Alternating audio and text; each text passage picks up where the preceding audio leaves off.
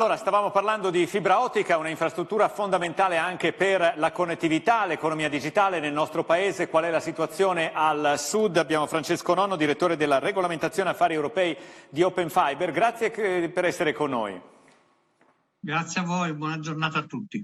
Allora, sappiamo che voi siete nati con l'obiettivo di portare la fibra nel paese anche nelle aree più svantaggiate, quelle dove il mercato da solo non sarebbe andato. Ci aiuta a capire innanzitutto in termini di investimenti, di livello di sviluppo anche dei vostri progetti, a che punto siamo nel sud Italia?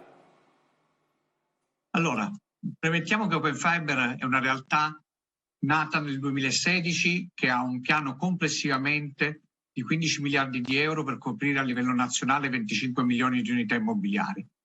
Nel mezzogiorno, che per noi non usiamo la definizione classica di mezzogiorno, non includiamo Sardegna, Abruzzo e Molise, quindi parliamo unicamente delle 5 grandi regioni del mezzogiorno, andremo a investire quasi 3 miliardi di euro per una copertura di 6 milioni di unità immobiliari.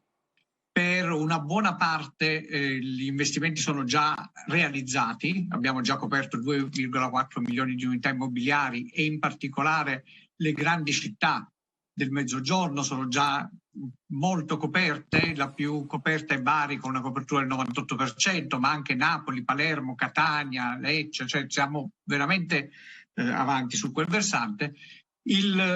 Complessivamente quindi questo primo intervento fra aree cosiddette bianche e nere sono quelle intervento esclusivamente privato, bianche quelle finanziate anche con fondi pubblici del primo piano Bull, copre 4,6 milioni di unità immobiliari nel Mezzogiorno. Altri 1,5 si aggiungeranno a partire da quest'anno, abbiamo appena cominciato a lavorare con il progetto del piano 1 giga che è stato finanziato dal PNRR e nell'ambito del quale noi andremo a investire un ulteriore miliardo di euro. Allora, c'è grande attenzione, lei lo ricordava, Italia 1 giga, il piano nazionale, anche sui tempi con cui il PNRR riesce a rispettare le sue promesse. Che impressione avete da questo punto di vista? In concreto sta aiutando l'accelerazione anche del processo di posa dei cavi e di connessione dell'Italia? Allora, è chiaro che la crisi che stiamo vivendo, mi riferisco alla crisi ucraina, ha generato diversi tipi di problemi. Da un lato difficoltà di reperimento di materie prime, dall'altro incremento dei prezzi delle materie prime e il PNR nel suo insieme ci genera anche una shortage di manodopera, sembra strano a dirsi in un paese in cui si parla sempre di disoccupazione, ma noi facciamo fatica a trovare manodopera. E questo vuol dire che anche che la messa in opera rischia di avere dei rallentamenti. Al momento però procediamo secondo i tempi e le modalità che sono previste, quindi secondo tabella di marcia.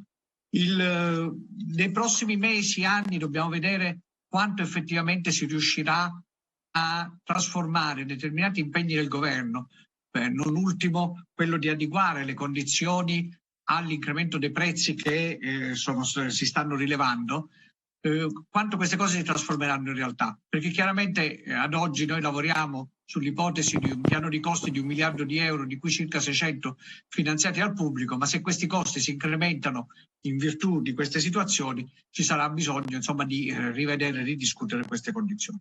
Però indipendentemente da questo, ad oggi abbiamo la fortuna di aver lavorato molto sui piani di formazione, stiamo portando sul mercato risorse aggiuntive per quanto più possibile, stiamo investendo anche direttamente nella realizzazione di un operatore che si chiama Open Fiber Network Solutions, che assume direttamente delle persone sul territorio per la realizzazione delle infrastrutture e che ha l'obiettivo di assumere fino a 1000 persone, quindi un impegno anche di espansione, diciamo, della manodopera a cura diretta di Open Fiber. Sono tutte cose che ci lasciano molto fiduciosi sulla capacità di rispettare i tempi previsti dal PNRR, per quanto questi siano belli sfidanti. Questo è molto interessante anche perché l'impatto della digitalizzazione non riguarda solo direttamente l'industria, la manifattura che abbiamo già raccontato in questo nostro Ripart Italia, ma settori cruciali per il futuro del Sud. Pensiamo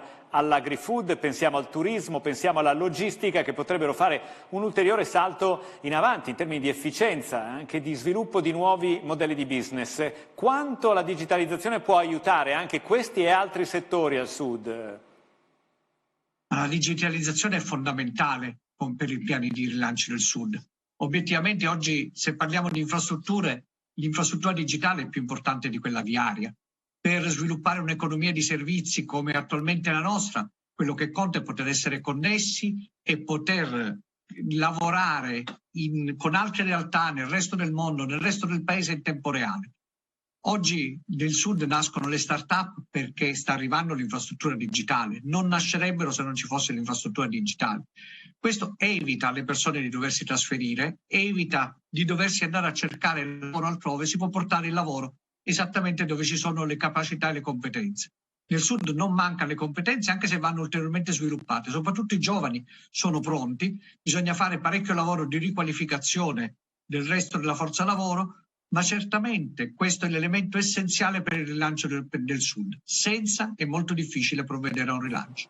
Questo è un messaggio chiarissimo, per questo che è così importante anche accelerare nel piano Italia 1 giga. Io le faccio un'ultima domanda, anche se so che è complessa e difficile, perché Open Fiber in questa fase è anche all'interno di una partita nazionale, che è quella della cosiddetta rete unica. C'è stato un periodo di trattative in esclusiva con TIM. Ovviamente non entriamo in dettagli riservati perché si decide proprio in queste ore. Ricordo che voi siete partecipati da Cassa Depositi e Prestiti, da un fondo internazionale. È una partita molto delicata, però le chiedo dal suo punto di vista se avere un unico operatore, una rete unica più che un unico operatore, una rete unica, potrebbe aiutare anche ad accelerare, a colmare il divario che c'è in questo momento tra la connettività del centro-nord e quella del centro-sud, e come industrialmente questo potrebbe far fare un salto in avanti al Paese, se questa è la circostanza. Guardi, è evidente che oggi stiamo procedendo in una logica di duplicazione delle infrastrutture. Sia noi che il nostro principale concorrente realizziamo infrastrutture negli stessi posti facendole 2 volte. Questo comporta tempi e costi in più.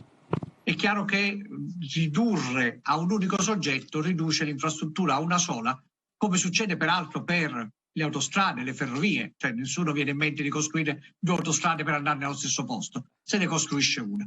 Allora, il fatto di concentrare aiuta, ma aiuta soprattutto sul tema dei tempi, perché chiaramente si evita di utilizzare le risorse scarse, che sono oggi essenzialmente manodopera e materie prime, per fare 2 volte magari le cose per andare a destra e poi non si va a sinistra.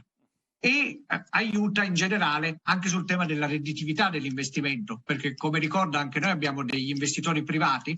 Tutti questi investimenti si fanno in parte con soldi pubblici, ma con dietro anche importanti fondi privati, e la redditività dell'investimento è un elemento essenziale per garantire che questi vengano messi a terra, realizzati nei tempi e nei modi previsti.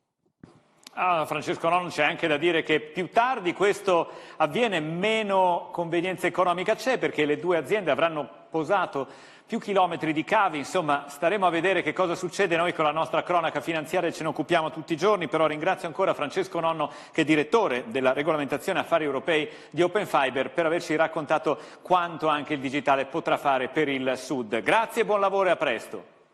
Grazie a voi, buon lavoro. Voltiamo pagina, andiamo a parlare ancora della economia del mare.